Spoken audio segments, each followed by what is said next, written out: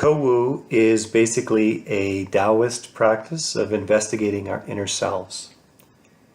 I discovered this practice from Chapter 8 of Richard Lehr's book, From Wu Chi to Tai Chi. Almost 3 years ago, I began an intensive Qigong training with the Qigong Academy in Taos. And part of that training also included the practice of Kovu. Just similar to internal Qigong practices where we become aware of or investigate our internal body, our Qi field, our meridians, our energy gates, etc. In Kovu, we also train to become aware of and to investigate our mental patterns. To my surprise, Kovu was a part of the Qigong training, and I was also instructed to write an essay on Kovu. I ended up writing 12 detailed pages on the subject, in my own words, yet keeping with the basic principles. My teacher liked the report so much that he asked me to write this PowerPoint presentation.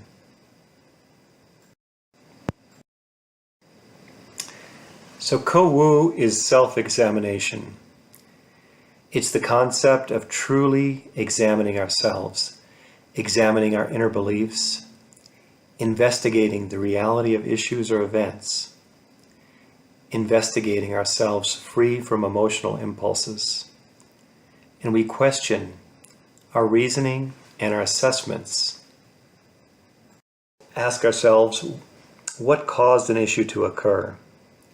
In Kovu, we look deeper into ourselves rather than externalizing an issue.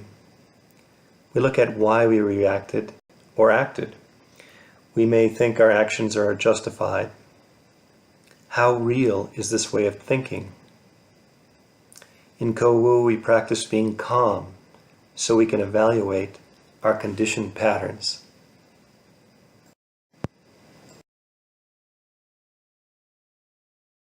In Kovu, we are investigating conditioned thinking patterns. Conditional thinking is the way we have been habituated to think or act. It can be mental patterns or automatic responses to situations. Such patterns may have no basis in reality of a situation. Conditional thinking may have been adopted blindly. Most of us have formulated ideas of who we are or who others are based on conditional thinking.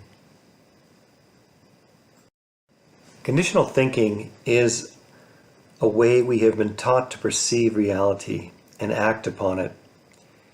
It could be a belief system from our family, our friends, our culture, or our environments. Again, we question, how real are these ways of thinking? Investigate conditioned patterns. Conditioned patterns of thinking can cause pain to ourselves and others. Conditioned patterns can block our physical, mental, and spiritual progress. Conditioned patterns cause energetic blocks. Freedom from conditioned patterns brings us in line with our true and authentic self. Closer to our natural state of being brings us joy, happiness, and fulfillment. Conditional patterns create energetic blockages because they're not of our natural state of being.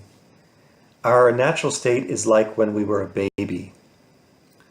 Our natural state of being is closer to who we really are.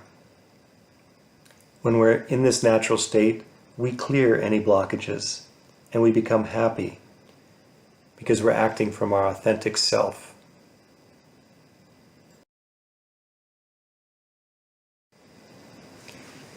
So here's an example of Kovu at work. It's a basic example.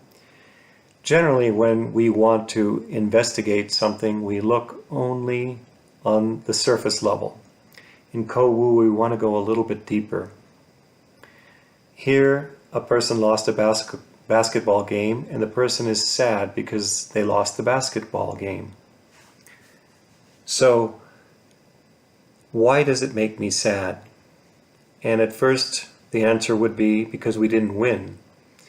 But with deeper investigation, I start to see that when I win the game, I feel happy. Therefore, if I lose the game, I have a program, a conditioned program, that I'm sad. So my belief system is that I feel that my happiness depends on winning. Now, if I go even deeper into realization and into internal investigation, I realize this is a conditioned program, and I really can be happy even if the game is not won, but remembering not to play out this role, this conditioned pattern. Further, I might also realize that I can be happy even when other circumstances in my life do not always work out as I wanted them. Wow. Case of investigation, he's looking to see if this is really what makes him sad. Is it just a programmed response? His belief system of losing programs him to be sad.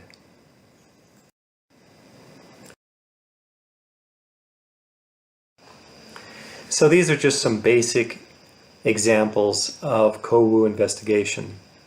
Sometimes deeper reflection is needed. Kovu practices include several other elements that accompany the investigation. A meditative or neutral state of mind is helpful to accommodate self-investigation. Here we go deep into contemplation to seek what is really true. We can be aware of emotions surrounding an issue, but also be neutral to see it for what it is. Common themes in self-investigation. Typically, we assume our reactions are due to external stimuli rather than by our own selves. Typically, certain stimuli triggers conditioned responses. Typically, we're programmed to react in a conditioned behavior when certain stimuli occurs. Typically, we're unaware of our conditioned reactions. Instead of blaming an event on something or someone else, we take responsibility that we are causing the reaction within ourselves. We become aware of situations that trigger a conditioned response to occur. They can be unconscious, like a robotic response. We want to be aware of this.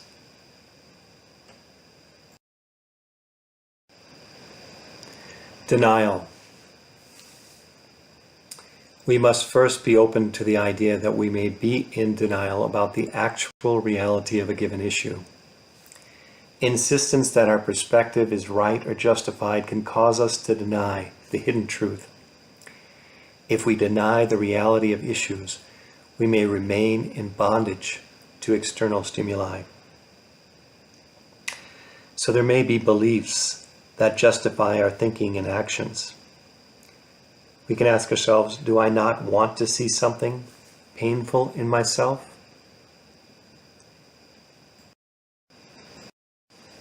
Becoming triggered. Circumstances will likely trigger us. Unresolved emotions will then need to be acknowledged. Once we become triggered, we must find a way to release any pain that has occurred so energetic blocks are not created. Finding a way to release these emotions and to change these patterns is part of the Kovu process. So, what is it that's causing me to be triggered?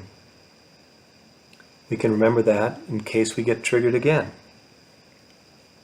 We can observe ourselves. How am I reacting? While we release the emotional response. We don't want to bottle up emotions, yet we need to find a positive release until we can clear the triggered emotions altogether.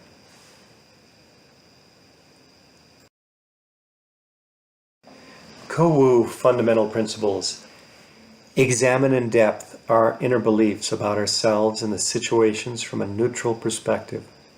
Go deep into calmness and tranquility, free from excessive emotional impulses. Be aware of self-deception or self-denial, as it easily blinds us in the process. Know that we may discover embarrassing or uncomfortable truths about ourselves. So first, we can calm the mind to look at the situation as it is.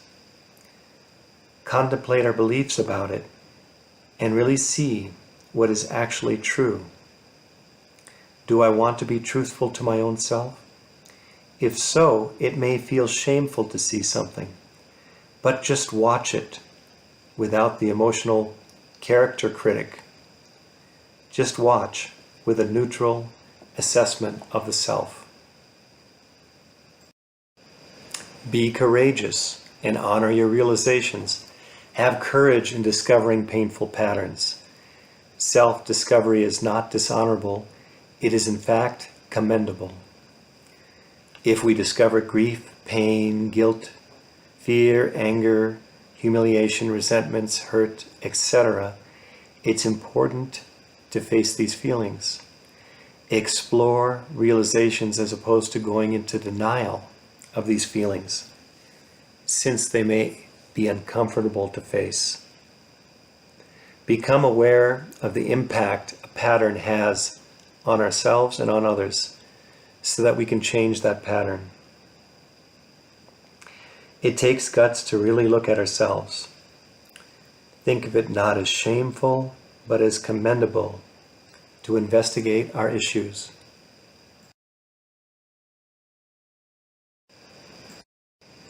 Ineffective and unnecessary self-punishment in self-investigation. Basically, beating ourselves up over painful realizations only displaces our pain, and it does not replace the actual work of truly changing destructive patterns. Self-punishment may cause us to actually avoid truly facing and, in fact, investigating ourselves. We may hold the belief that self-punishment is the process that we must endure for self-realization. We may fall into self-condemnation without actually investigating our conditioned patterns. So our beating ourselves up does nothing to resolve or absolve an issue. It does not clear a blockage, but in fact it may create further blockages. Energetic blocks that occur from conditional thinking. Denied feelings in the subconscious lessens our sensitivity to our true self. It then requires more inner work to resolve and dissolve the non-reality and to find the reality of the true self within. Non-awareness of unresolved issues creates energetic blocks, typically at key energy gates in the body.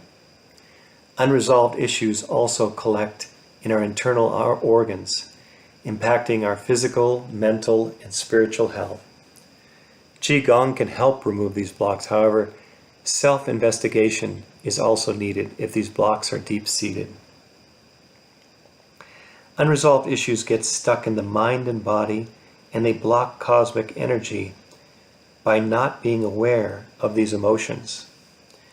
It's like taking a daily bath. They need to be cleared out regularly, and we need to become aware of emotions collecting and where they are collecting.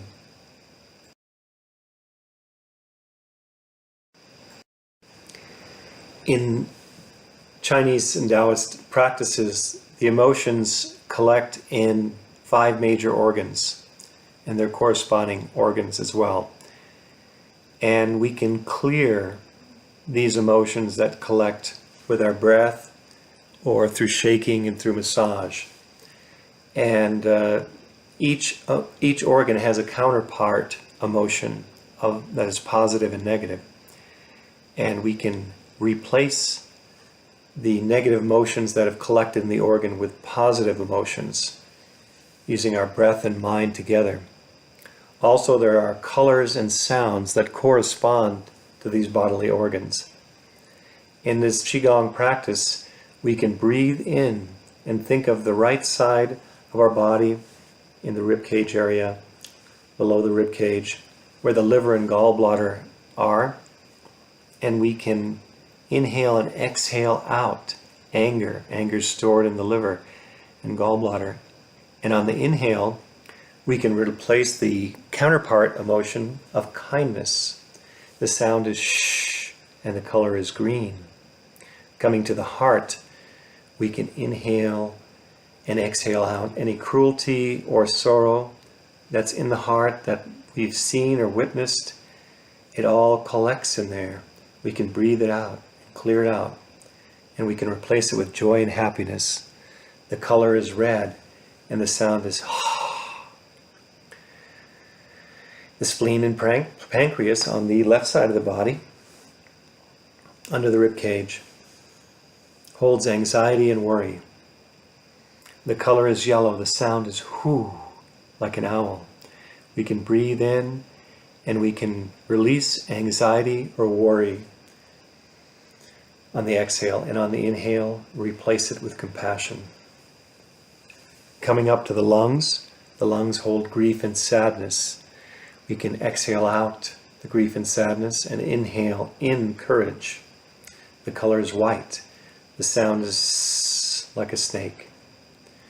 Coming to the back, right below the rib cage, you can massage the back area. Feel where the kidneys are in the lower back. The kidneys have fear collecting in them. So we want to breathe into the kidneys and exhale out fear and inhale and replace it with gentleness. The color is deep blue. The sound is like blowing out a candle.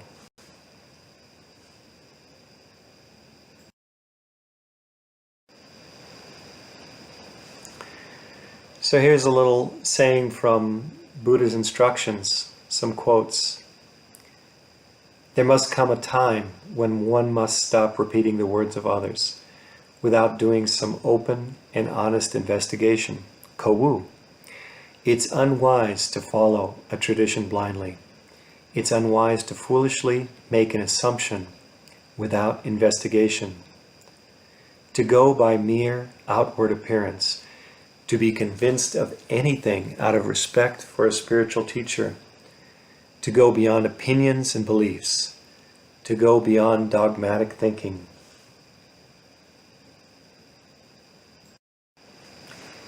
Even Buddha suggests that we use our own mind, even with our most respected teacher. Look at what we have adopted, and is it truly in line with our soul path? Much of what we have adopted is conditioned belief, and not true to ourselves.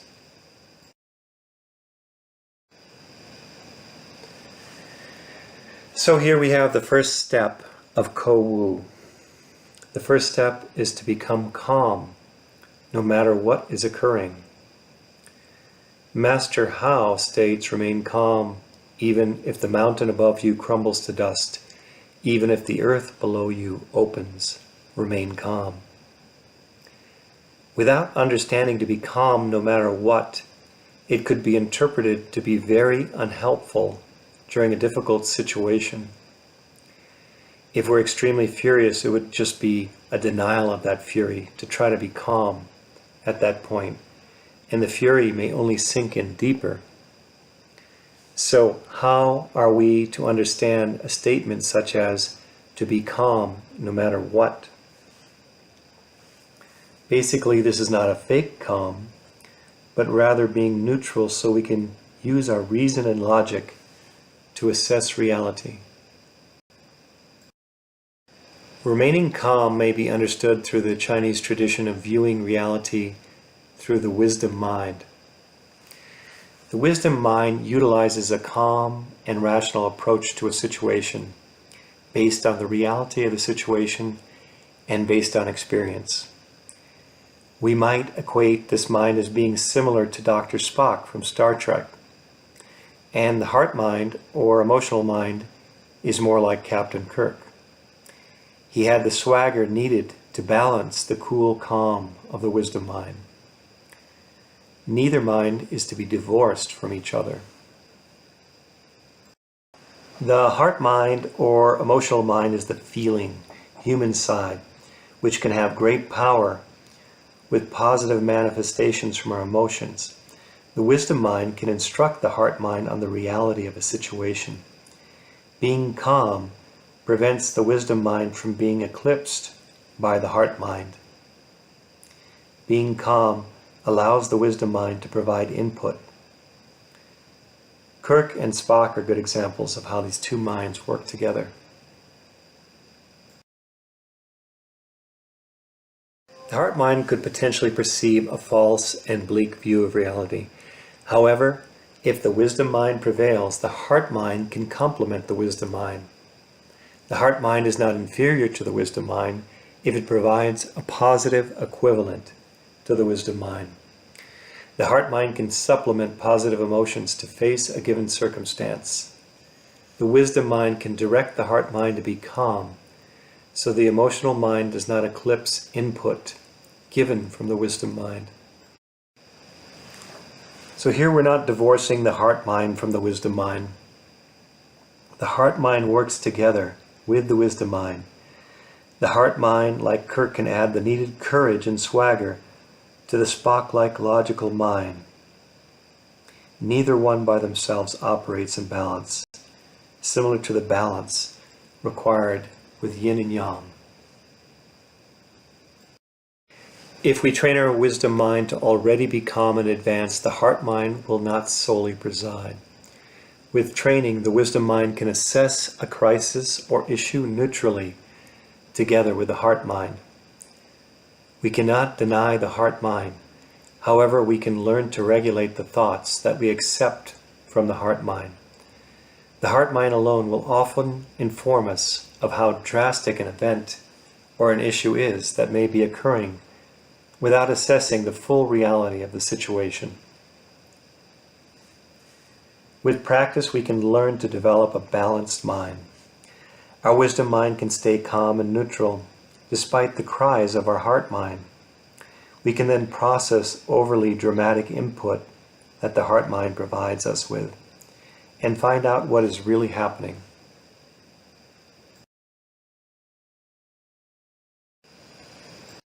In many situations, we often realize that everything works out okay, and we cause disturbance to our body, mind, and spirit for no reason that may take us a while to heal. So, for such reason alone, we may choose to listen to our wisdom mind, and we then understand why to remain calm. Our wisdom mind can look at a given situation and say, okay, this situation is challenging. What are my options in this situation? First, I'll calm my mind and body down before I think, speak, or act in the situation. In a given situation that we overreacted unnecessarily after the event occurred. Next time we can practice to be calm in advance so that we do not get triggered at all. Then we can assess the situation calmly, even if it is painful.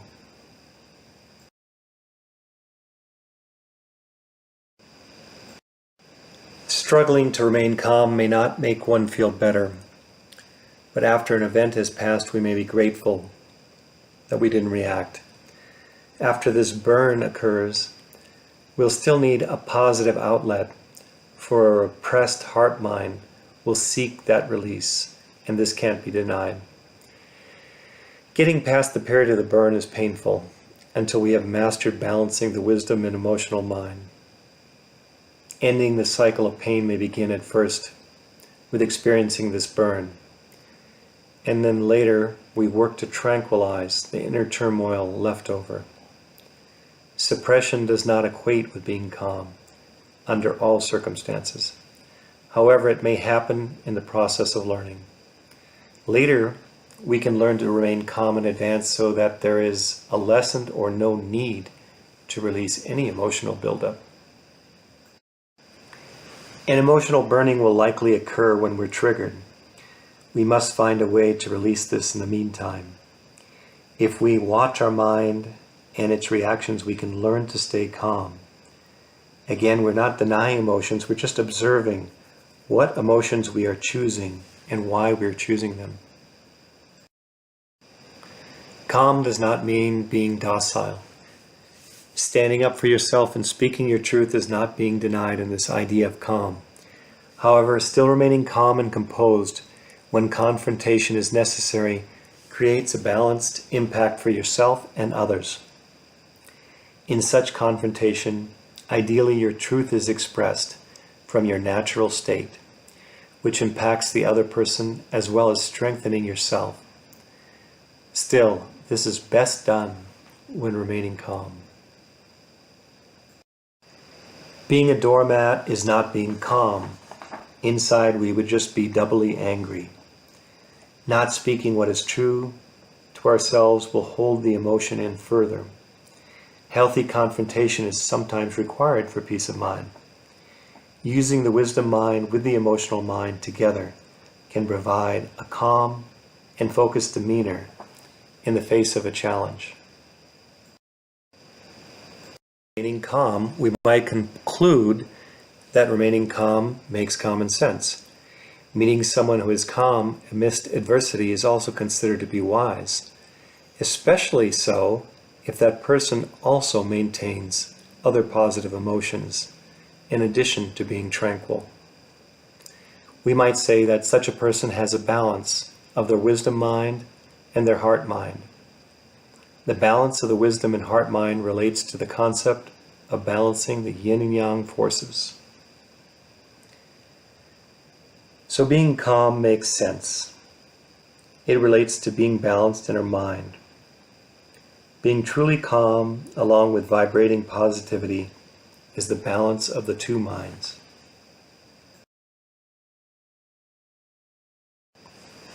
Okay, so with this new understanding, we now witness the mountains crumbling around us and the earth opening below our feet. We still have enough composure to remain centered and focused, to move ourselves to safer ground. This would be applying our wisdom mind to stay calm and rational. Yet we still need to jump across a large crack in the ground where the earth has separated. Here we invoke the heart mind, exercising the emotion of courage to make this jump, while coordinating with the wisdom mind to stay calm. By the same token, the wisdom mind would not allow the heart mind to take a jump that would be impossible. We now witness a child in the ravine who needs help from the disaster. So our heart mind, coordinating with the wisdom mind, acts from emotions of compassion as opposed to anxiety to assist the child. Now the heart mind, coordinating with the wisdom mind, remains calm enough to overcome the fight or flight response and is able to exercise the needed emotions to be gentle, kind, and loving to a child who is in great need. So this illustration basically displays how we had to remain calm in order to use our wisdom mind to invoke the positive qualities of the heart mind. Here they work together in harmony. Imagine negative thoughts. In this situation, the heart mind, acting on its own, may have instead imagined and magnified this scenario with the potential horrors that are not necessarily the reality of the situation. This would be imagined negative thoughts of the future that may or may not exist. Many times, a conditioned response will accept the most negative probability. Here we're taking away our peace in the present for something that may or may not be a reality in the future. Remaining calm thus prevents us from jumping to conclusions. Many negative beliefs of the heart mind, then we would not be acting from the reality of the situation, but from an imagined reality of the situation. A conditioned response will usually accept the most negative probability.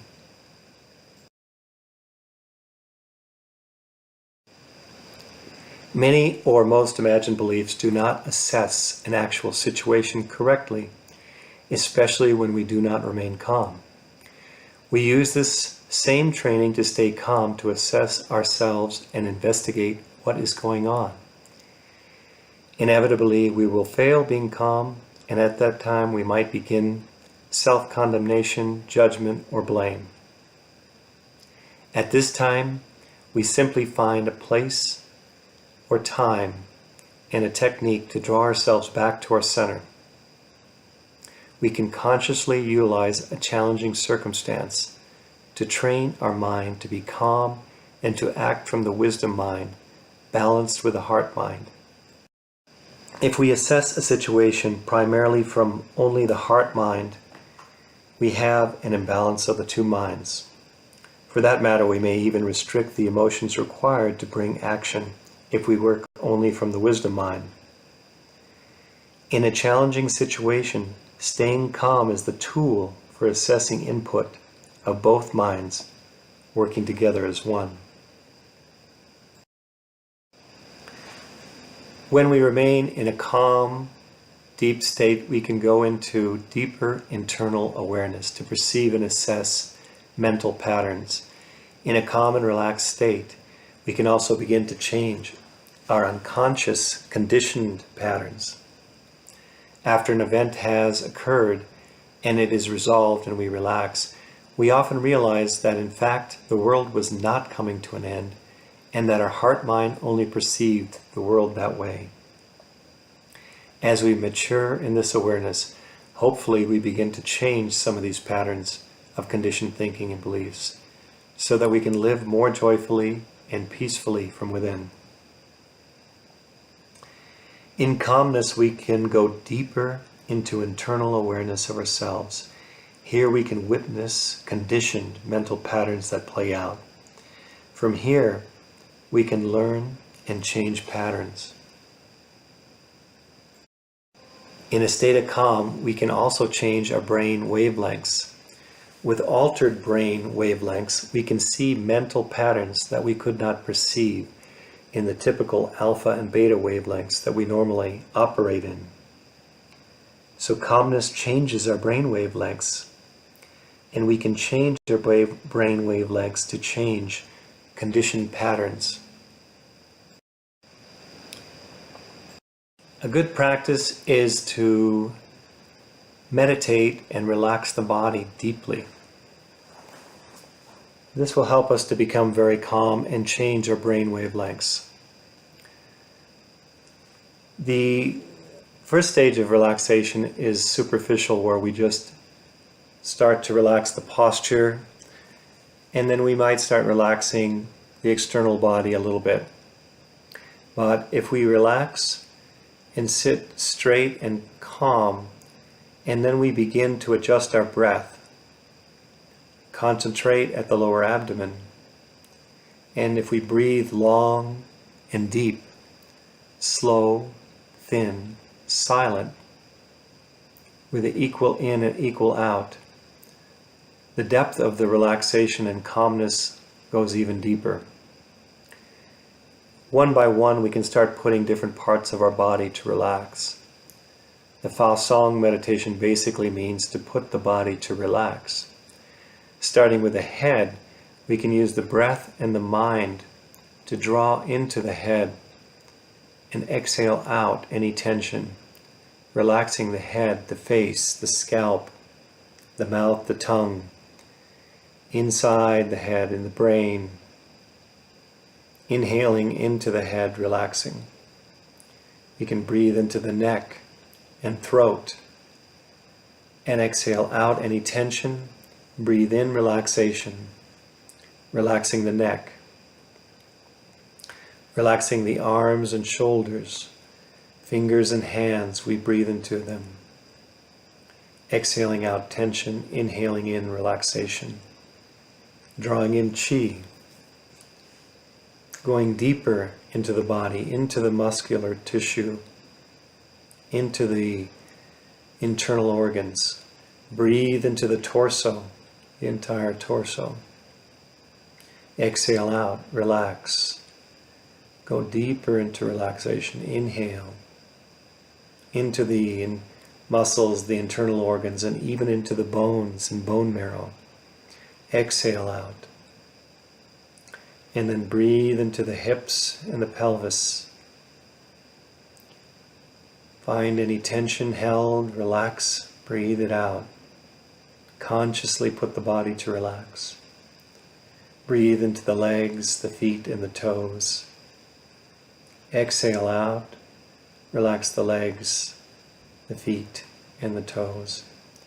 So we can go deeper and deeper as far as our mind can penetrate, relaxing and impacting the cells of our body. This is just a very small level of relaxation practice. This can be practiced a lot longer. But this is an excellent practice for developing a calm state of mind and going into deeper brain waves. Step 2 of Kovu. Don't take anything personally. No matter what anyone says or does or what situation is occurring, don't take it personally. Remain removed from an opinion or judgment so it does not change our self-esteem or self-worth. Again, we have a statement commanding us to achieve a virtue. Without the value of that virtue, it is difficult for us to accept or understand it blindly. So, how are we to practice this virtue, and why should we practice this virtue?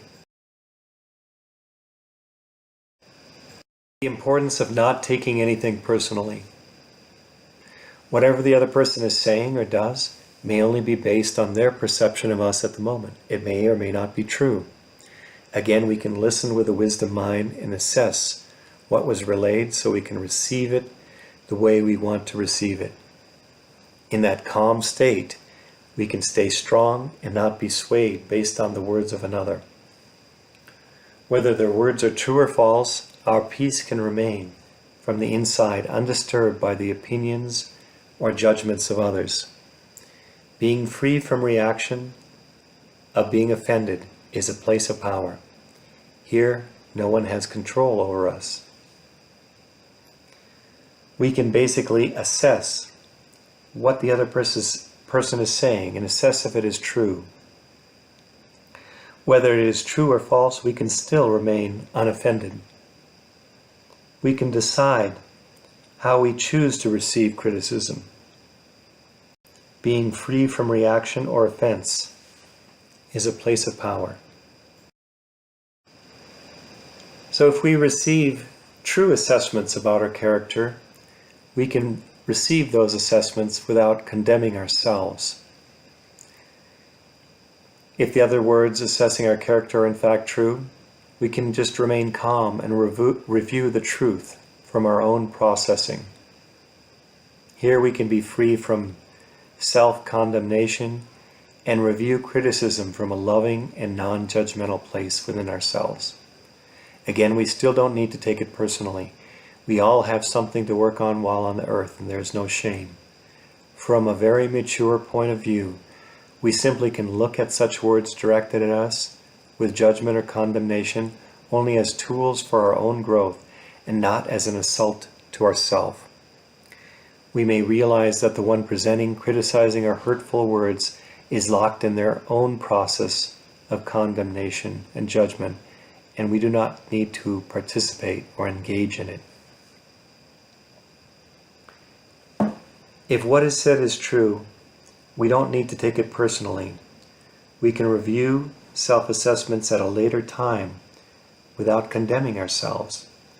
We all have issues, and there's no shame. A criticizer is often in their own process, and we don't have to resonate with their beliefs.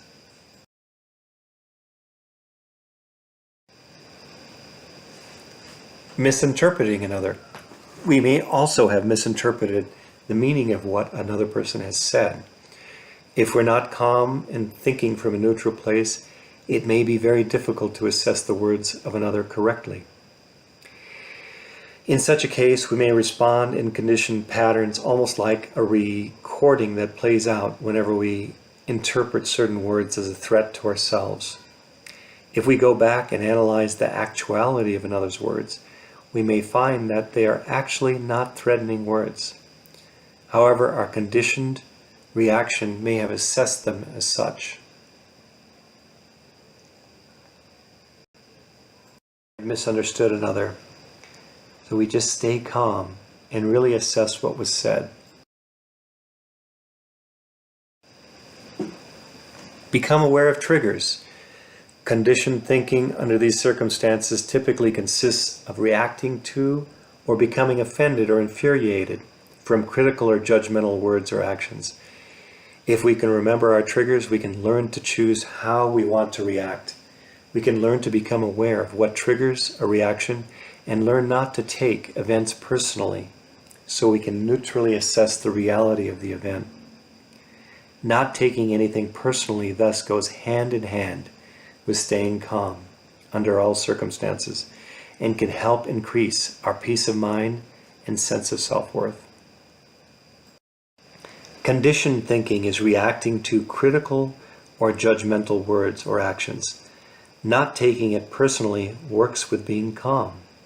Then we can choose how we want to react instead of being a slave to others' input about ourselves. Being detached is a place of power. Being detached is not giving up of the self, but rather a place of power.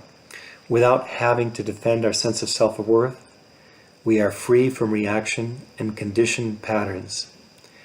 If our self-worth does not change based on the words of another, then we have freedom. If we have a healthy sense of who we are, we can accept changes or corrections that are needed.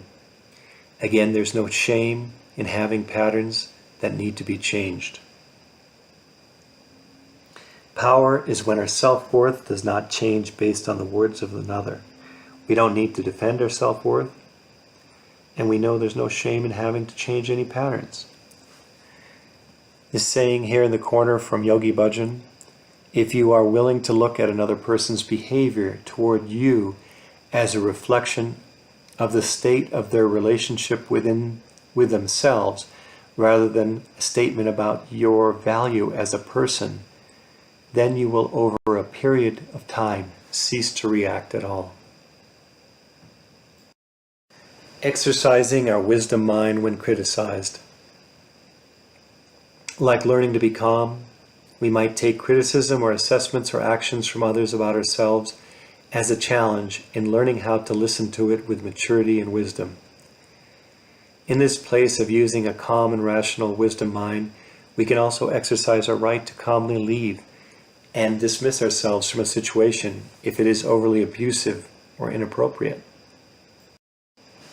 So basically, we can learn to take criticism from others as a challenge, and we can listen with maturity and wisdom from a point of seeing if it is true or not true to ourselves. And if it's abusive, we can also calmly leave a situation.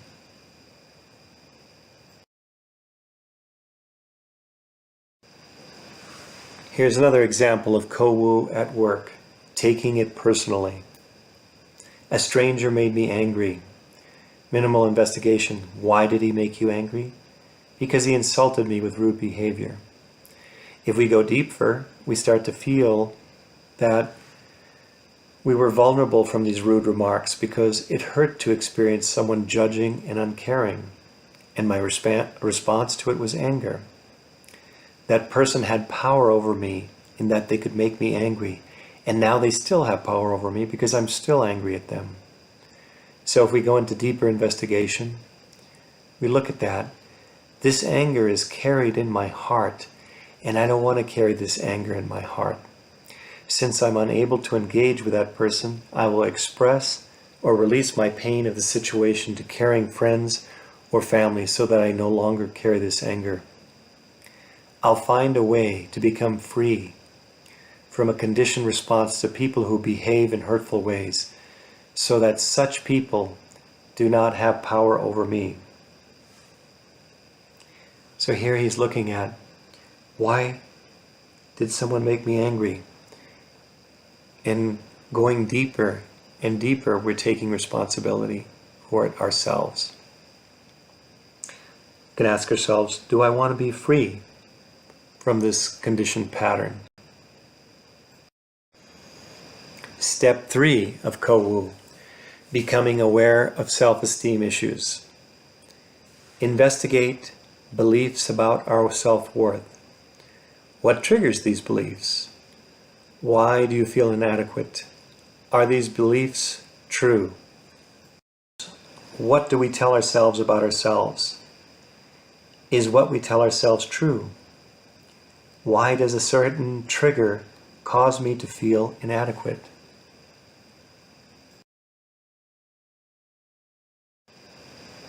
Questioning self-worth beliefs. What is it that feels inadequate? Is my self-worth based on others or situations? Do I need to defend a loss of self-worth? How am I going to react next time? These are more questions about self-worth to investigate. Examine our flaws without judgment. Character flaws we want to avoid looking at. Can we avoid criticizing and condemning ourselves? So while examining ourselves, do not be afraid to look at ourselves. While examining, do not judge or condemn ourselves. Look at what causes our insecurity. Looking inward, we're responsible for feeling inadequate. Looking outward, we blame the external as the cause. So if we look within, we take responsibility. In blame, we shift the responsibility outward. Break free of self-beliefs. Conditional reactions are like automatic recordings. We become a slave to conditioned thinking. Recognize what we are telling ourselves. Becoming free is being free of conditioned patterns. Sometimes they just play out on autopilot. What are we telling ourselves about our self-worth? Here's another example of Kovu in terms of self-esteem issues. My job makes me miserable. Why does it make me miserable? Because the tasks I'm asked to do are demeaning. My boss treats me very poorly. That's a very shallow level of looking at it, and if we go deeper and really see where the root of this is, I do not feel valued when I'm asked to do demeaning tasks. I feel low and unworthy when I'm treated poorly by my boss. So, going even deeper, you may realize you have a low self-worth that is triggered by events on the job. I must learn that my self-worth is not equated with my tasks on this job or how I'm treated. I must express to my boss how I've been treated.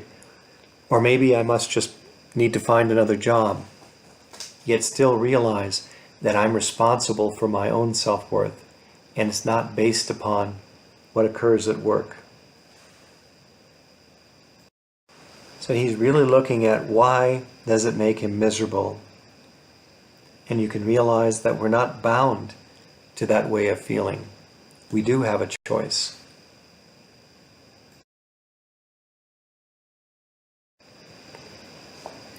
The teachings of Kovu, step 4. Forgive yourself. Understanding that erring is human. Now I know better. I'll make corrections. So if we're human, we'll make mistakes, and we can forgive ourselves. No guilt trips. Error can be painful enough. Remember the pain of transgressions only so that they're not repeated. Added guilt serves no purpose. Basically, guilt interferes with moving forward in our process of self-investigation. Guilt cannot heal destructive patterns. Conditioned patterns may temporarily discontinue from guilt, but these patterns may reappear to express themselves destructively later. Also, they can cause health issues, energy blocks, etc. And Kovu is still needed then to clear such blockages. Our motivation for change has to come not from guilt, but from inner reflection. We need to make changes through our self-investigation, Kovu. Guilt may change a pattern, yet it may also create an energy blockage. Soften your heart and release old patterns. By forgiving ourselves and others, we do not harden our heart. Holding this pain inside only hurts ourselves. Our hearts from error of ourselves or others. Embrace our heart, release that pain, love ourselves, forgive ourselves and others.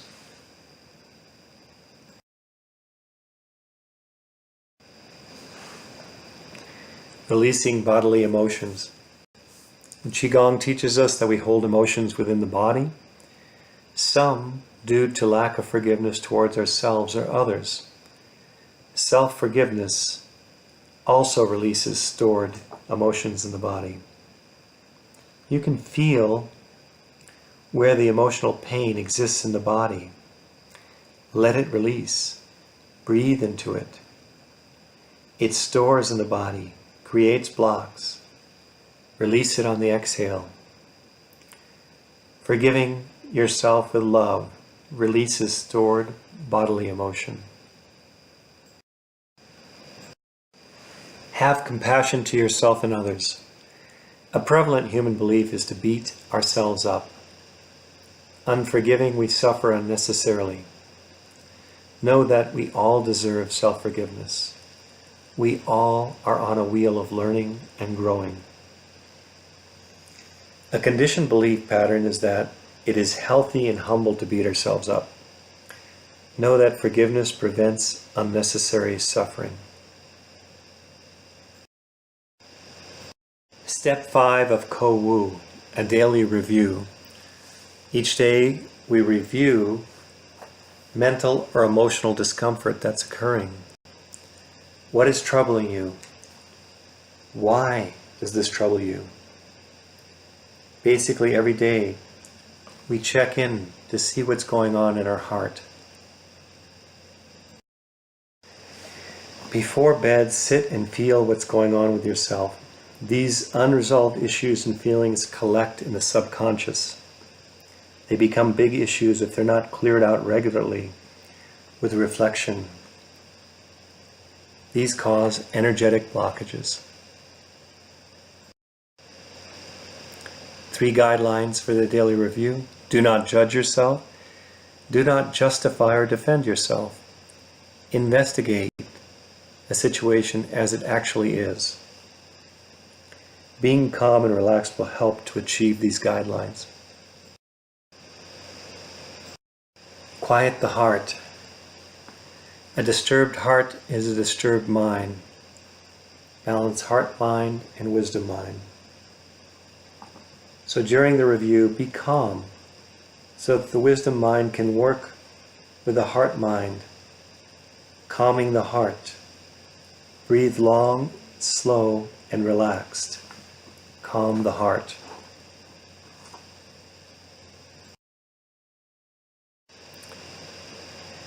What does the heart want to say? Listen to your heart. Ask the heart to become calm.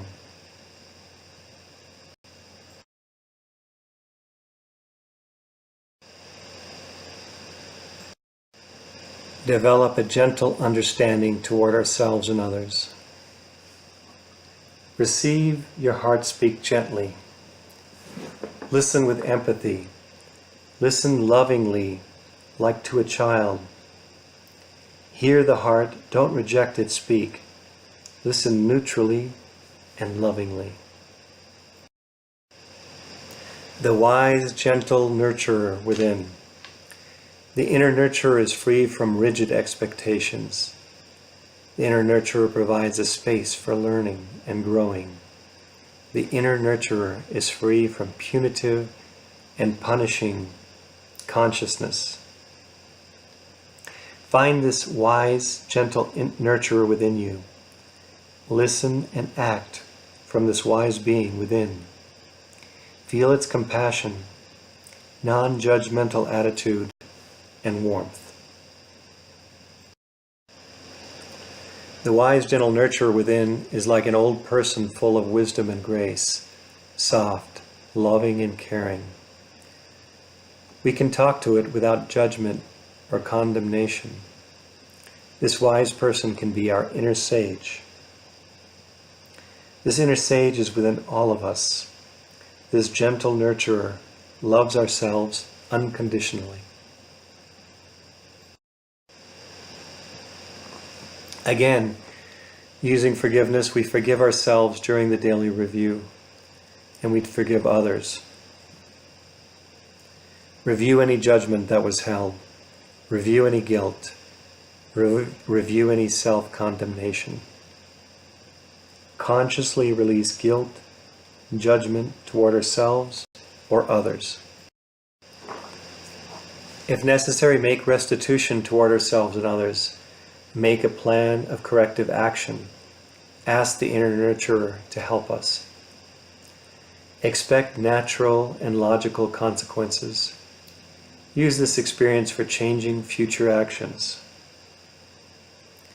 These are 4 steps that we can use to change patterns.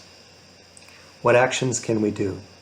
Can we do these actions with a wise nurturer acting? We may expect reactions to occur based on our previous actions, and we must prepare to accept them.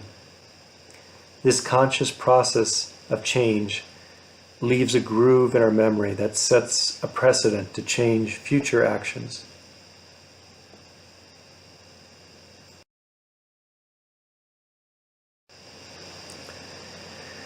Bring our original nature into our lives.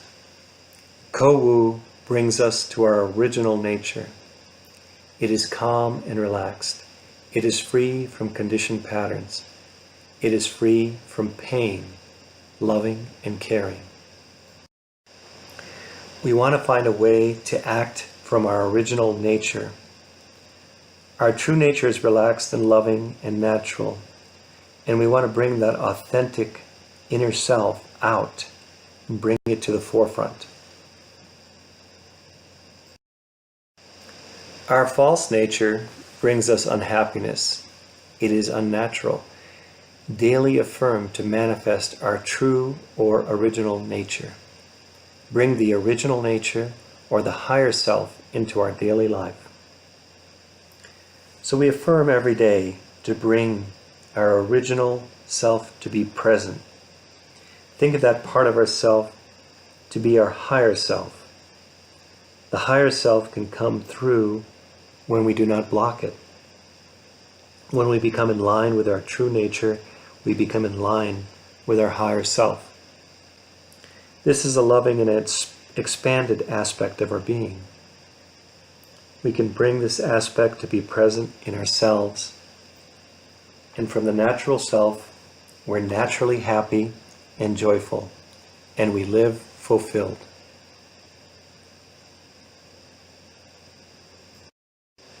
Thank you.